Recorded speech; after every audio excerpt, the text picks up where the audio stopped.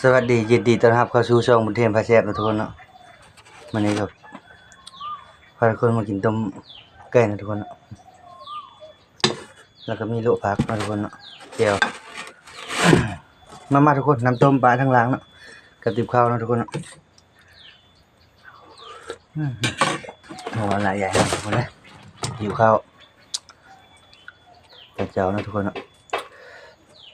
เอาไปมันเนาะ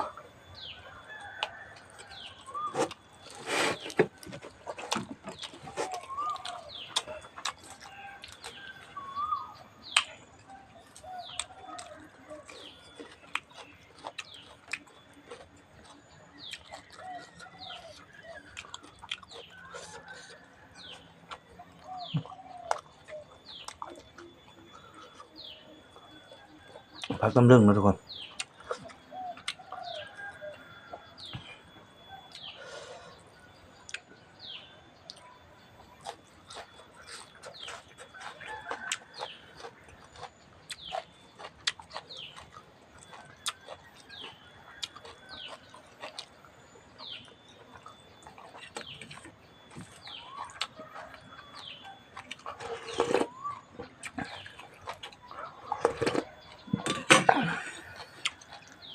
โนครับ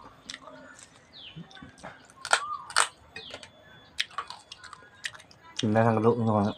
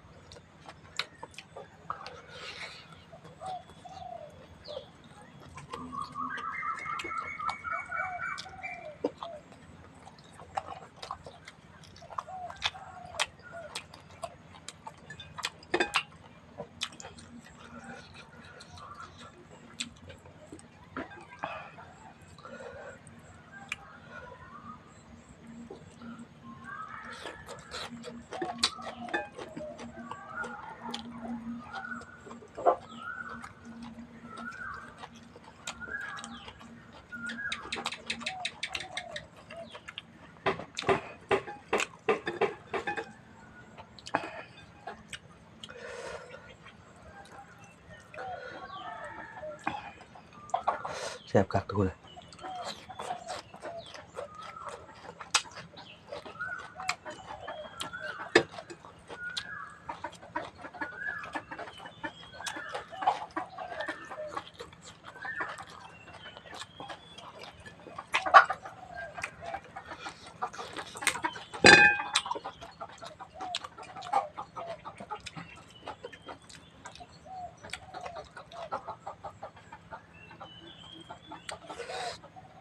คาแก้วนะทุกคนนะ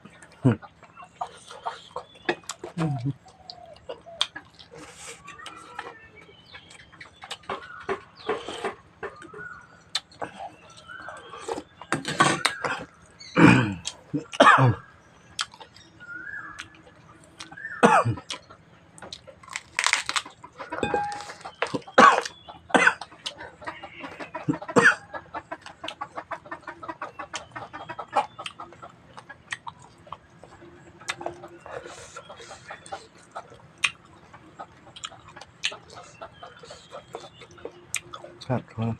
มันไก่แซ่บๆมาก่อน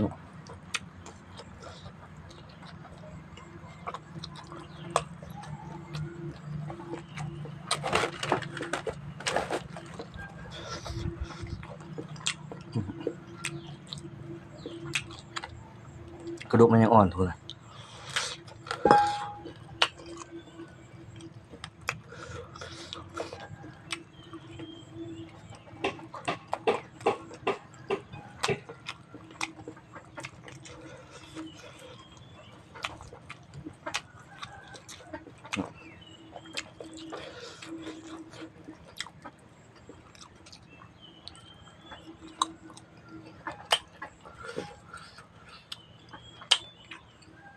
กระดูกคอมีคน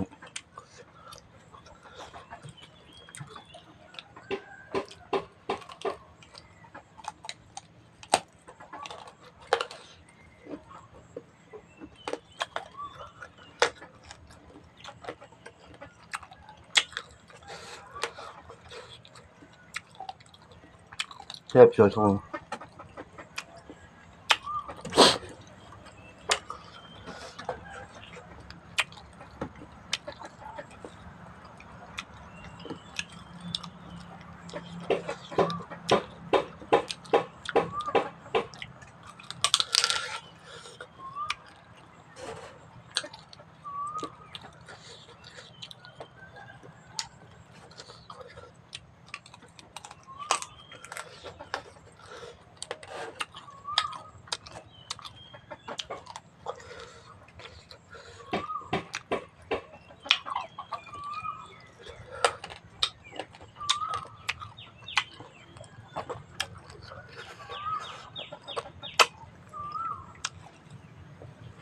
สำหรับคลิปนี้ก็จะมีประมาณนี้ทุกคนนะฝากกดไลค์กดแชร์กดติดตามเพื่อเป็นกำลังใจให้คลิปต่อไปนะทุกคนนะ